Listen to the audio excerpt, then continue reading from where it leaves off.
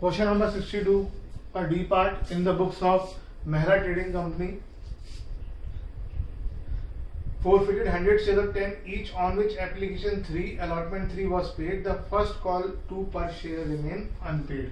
तो share capital account debit. अब question में प्रीमियम तो है नहीं, तो प्रीमियम तो नहीं आए, है ही नहीं, तो कहां से बात करेंगे उसकी. To forfeited shares account, to calls in arrears account, being 100 shares forfeited. अब ये तो बता दिया उन्होंने कि 3 रुपए अलॉटमेंट पे दिए, 3 रुपए अलॉटमेंट के, 3 रुपए प्रीमियम के एप्लीकेशन के दे दिए, 2 रुपए नहीं दिए. लेकिन ये नहीं बताया कि कैपिटल में कितना, कॉल्ड अप कितना. तो बहुत आसान है निकालना.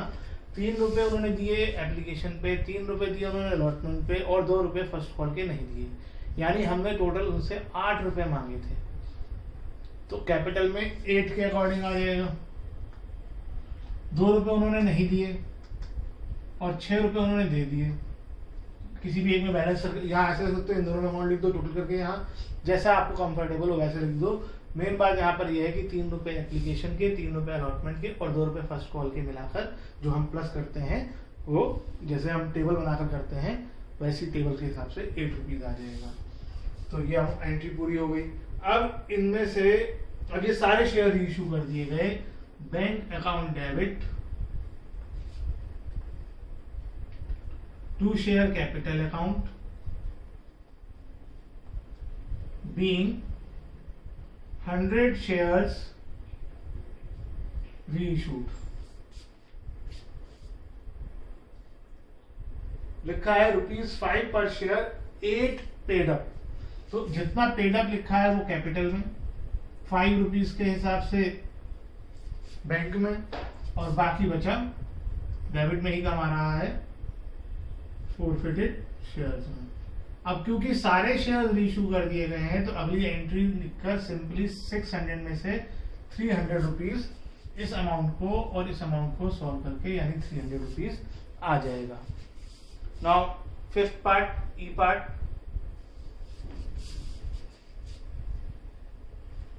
और question in the books of x limited.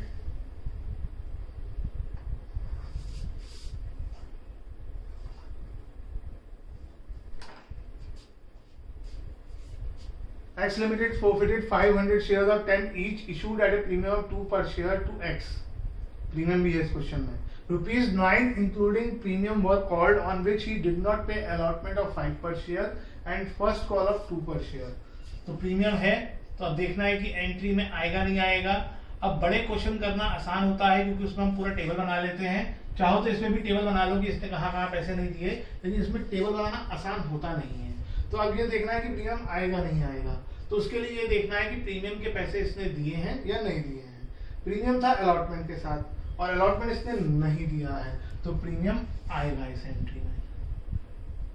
इसलिए कॉन्सेप्ट भी समझाया जाता है कि जब अलग तरीके से क्वेश्चन आए तो आप समझकर कर सके, रटा रटाया काम ना करें. तो प्रीमियम रिसीव ना हुआ हो तभी वो एंट्री में आता है. 2 forfeited shares, 2 calls in arrears, being 500 shares forfeited. अब कैपिटल में आती है कॉल्ड अप वैल्यू जो दे रखी है 9, लेकिन 9 में प्रीमियम भी है. कैपिटल में कभी प्रीमियम नहीं ले सकते, प्रीमियम का कॉलम अलग होता है. तो 9 में से अगर 2 रुपए प्रीमियम के हैं तो कैपिटल के हो गए 7 रुपीज. तो 7 रुपीज के हिसाब से कैपिटल में आ जाएगा, 2 रुपीज के हिसाब से प्रीमियम में आ जाएगा. कॉल्स इन एरियर्स, इसने 5 रुपीज अलॉटमेंट पे और 2 रुपए फर्स्ट कॉल पे, यानी कितने 7 रुपीज नहीं दिए हैं, तो 7 रुपीज के हिसाब से यहाँ पर आ जाएगा. आप चाहो तो टेबल बना दो कि एप्लीकेशन इतने की, एप्लीकेशन तो पता नहीं, अलॉटमेंट इतने की, फर्स्ट कॉल इतने की, कट लगा के जैसा आप कंफर्टेबल हो. लेकिन इतना टाइम इन क्वेश्चंस में होता नहीं है. 1000 आ गया forfeited शेयर्स में. अब इसमें से 120 शेयर्स रीइश्यू कर दिए गए, वो भी 11 में. तो बैंक अकाउंट डेबिट एक लाइन छोड़ देंगे, 2 शेयर कैपिटल अकाउंट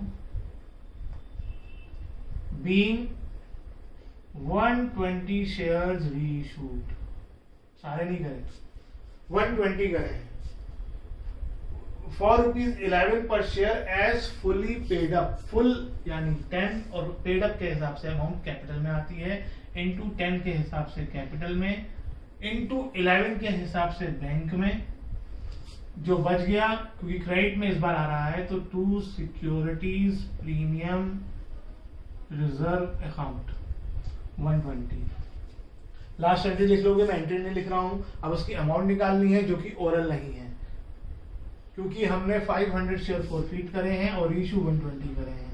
तो वर्किंग में आते हैं, 500 शेयर्स की अमाउंट कितनी है, फॉरफीट शेयर की अमाउंट देखनी है सिर्फ 1000। हमें कितनी की निकालनी है, 120 शेयर्स की। तो 1000 अपॉन 500 इंटू 120 कितना आ जाएगा, 240।